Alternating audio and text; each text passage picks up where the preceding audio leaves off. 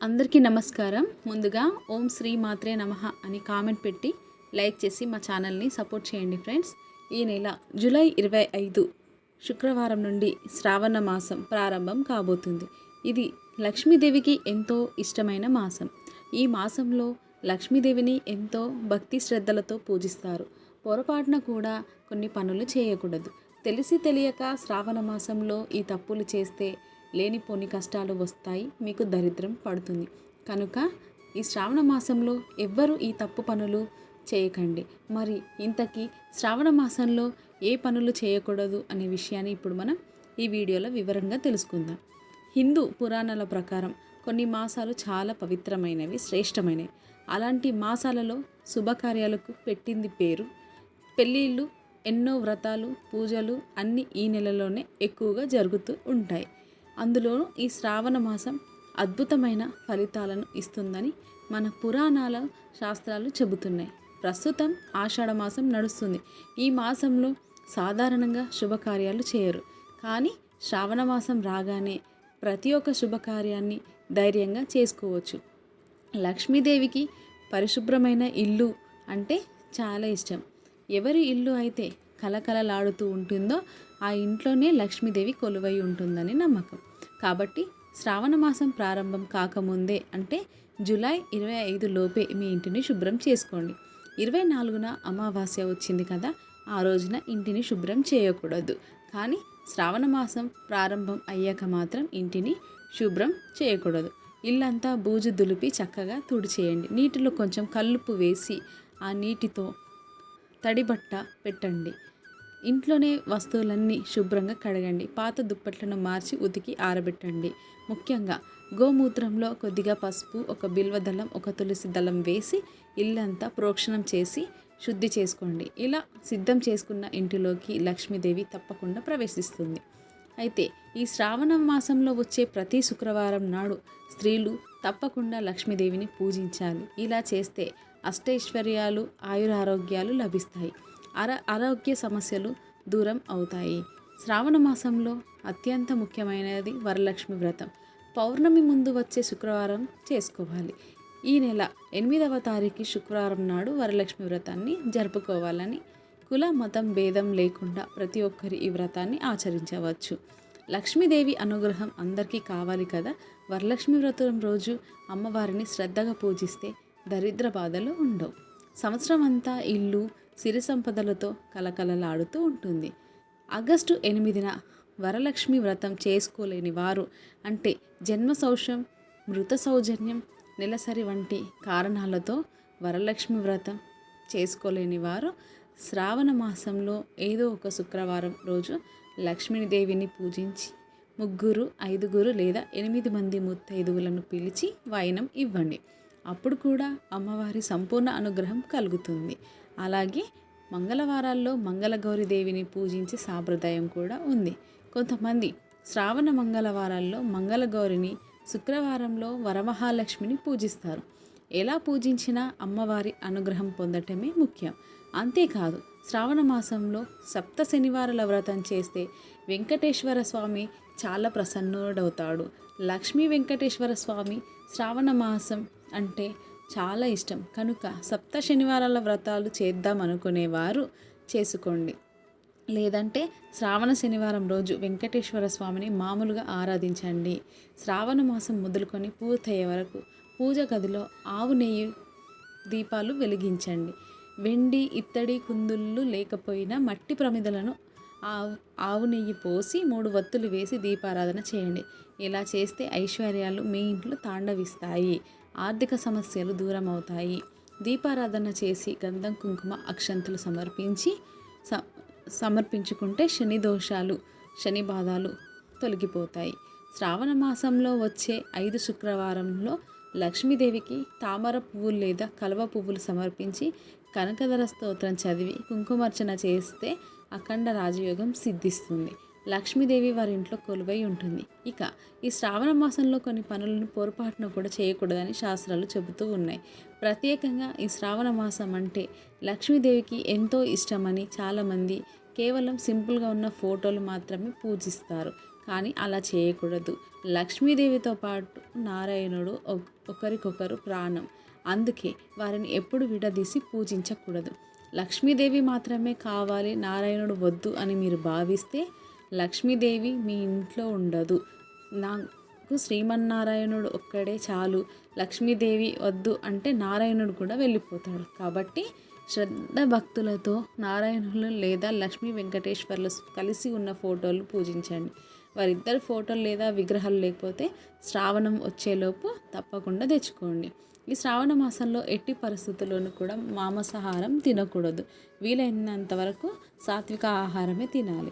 ఒకవేళ మీ ఇంట్లో వారు అంటే భర్త, పిల్లలు మాంసాహారం లేకుండా ఉండలేకపోతే మీరు వారికి వండి పెట్టండి, కానీ మీరు మాత్రం మాంసాహారం తిని పూజించకండి. స్త్రీలు సాధ్యమైనంత వరకు ఈ నెలలో మాంసాహారాన్ని మానేయడం చాలా మంచిది.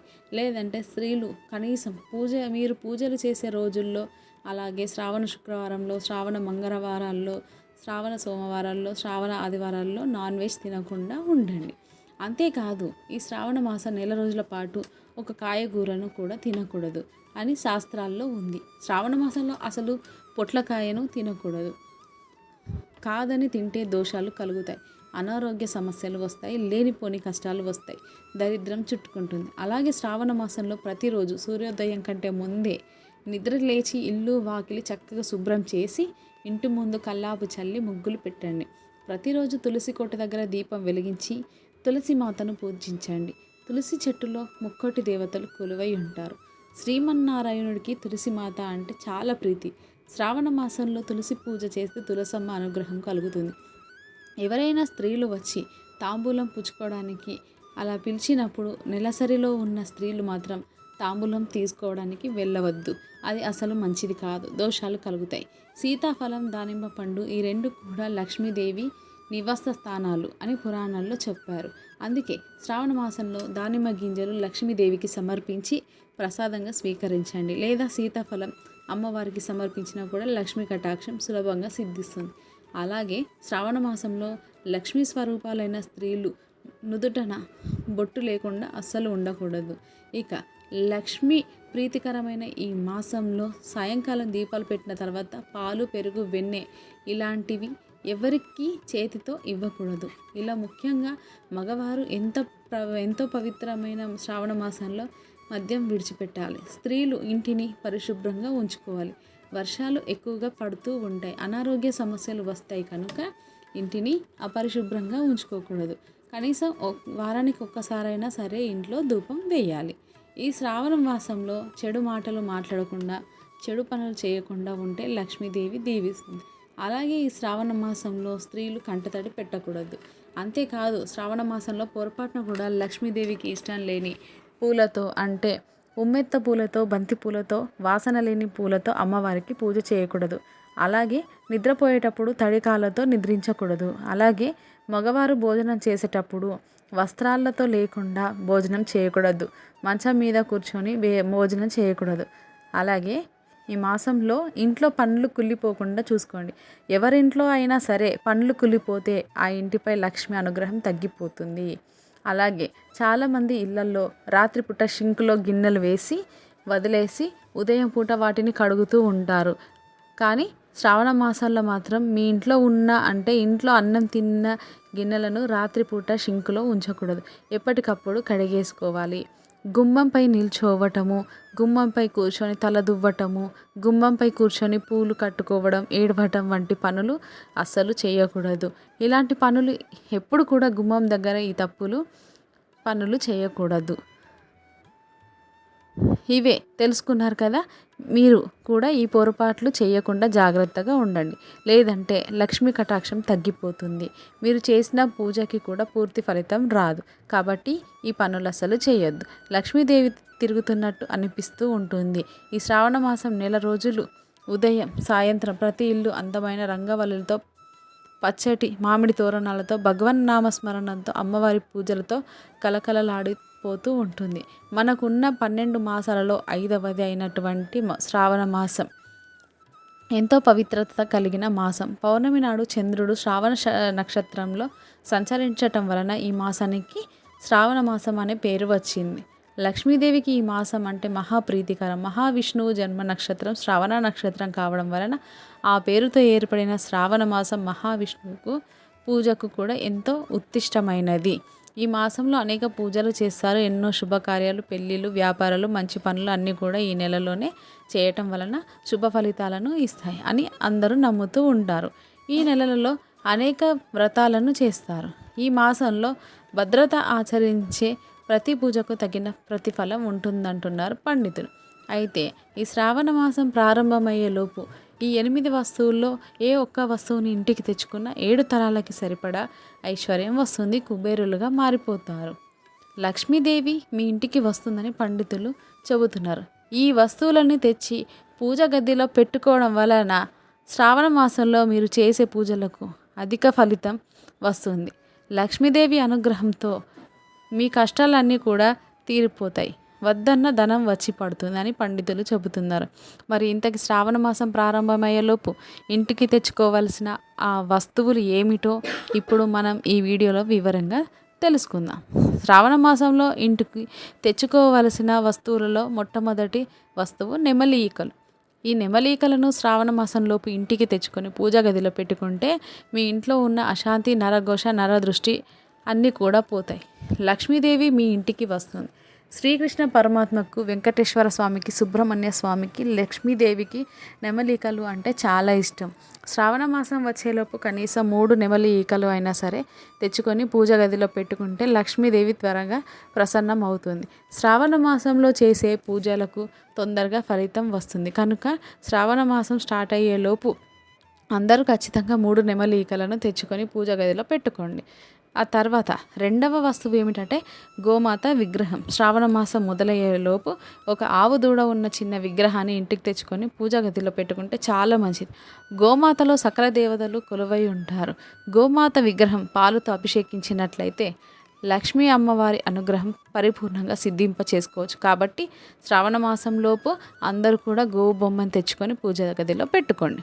మూడవ వస్తువు ఏమిటంటే దక్షిణావృత శంఖం. శ్రావణ మాసంలోపు దక్షిణావృత శంఖాన్ని తెచ్చుకొని శ్రావణ మాసం శంఖం తెచ్చుకుంటే ఐశ్వర్యం వస్తుంది. శంఖాలు అనేవి సముద్రంలో దొరుకుతాయి. సముద్రం అంటే లక్ష్మీదేవి పుట్టినిల్లు. శ్రీమన్నారాయణ లక్ష్మీదేవికి సోదరులు అవుతాయి కనుక శ్రావణ మాసం వచ్చేలోపు ఈ దక్షిణావృత శంఖాన్ని తెచ్చుకొని పెట్టుకుంటే అష్టైశ్వర్యాలు కలుగుతాయి.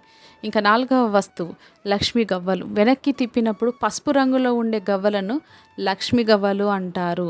ఈ లక్ష్మీ గవ్వలను కనీసం ఒక 9 అయినా సరే శ్రావణ మాసం వచ్చేలోపు తెచ్చుకొని పెట్టుకోవాలి. ఎలాంటి కలహాలు రాకుండా ఉంటాయి. దంపతుల మధ్య ఐక్యం పెరుగుతుంది. ఇకపోతే 5వ వస్తువు ఏమిటంటే గోమతి చక్రాలు. గోమతి చక్రాలు తెచ్చుకొని పెట్టుకుంటే ఈ ప్రపంచంలో ఉన్న అన్ని గోవులను పూజించిన ఫలితం వస్తుంది. గోమతి చక్రాలు లక్ష్మీదేవికి చాలా చాలా ఇష్టమైనవి కనుక శ్రావణ మాసం వచ్చేలోపు 9 గోమతి చక్రాలను తెచ్చుకొని ఒక ప్లేట్లో వేసి పూజ గదిలో పెట్టుకోండి. ఖచ్చితంగా లక్ష్మీ కటాక్షం సిద్ధిస్తుంది. ఇంకా 6వ వస్తువు తామర గింజలు. శ్రావణ మాసంలోపు కొన్ని తామర గింజలను తెచ్చుకొని పూజల గదిలో పెట్టండి. తరతరాలకు తరగని ఐశ్వర్యం వస్తుంది. ఇంకా 7వ వస్తువు ఏమిటంటే పూజా స్టోర్స్లో ఇస్తారు కదా కాటుక, చిన్న అద్దము, దువ్వెన, పసుపు, కుంకుమ, గాజులు ఇవన్నీ చిన్న ప్యాకెట్లో వేసి అమ్ముతారు. నలుగు సామాను అని అంటారు. ఇదేంటంటే లక్ష్మీదేవికి చాలా ప్రీతి కాబట్టి ఈ నలుగు సామాను శ్రావణ మాసంలోకి కొన్ని తెచ్చుకొని పూజ గదిలో ముగ్గు వేసి ఆ ముగ్గు మీద పెట్టండి. ఇలా పెట్టడం వలన రాత్రిపూట అమ్మవారు వచ్చి ఆ నలుగు సామాన్లు ధరిస్తుంది. కాబట్టి శ్రావణ మాసంలోపు పూజ గదిలో 4 సామాన్లు తెచ్చి పెట్టుకోండి. ఇక ఆఖరుగా భగవద్గీత. ఇప్పటివరకు పూజ గదిలో భగవద్గీత పెట్టకపోతే తప్పకుండా శ్రావణ మాసం వచ్చేలోపు పెట్టుకోండి. ఖచ్చితంగా మంచిగా జరుగుతుంది. మీకు ఈ వీడియో నచ్చితే తప్పకుండా లైక్ చేసి షేర్ చేయండి. మరిన్ని మంచి వీడియోస్ కోసం మా ఛానల్ని సబ్స్క్రైబ్ చేయండి. ధన్యవాదాలు.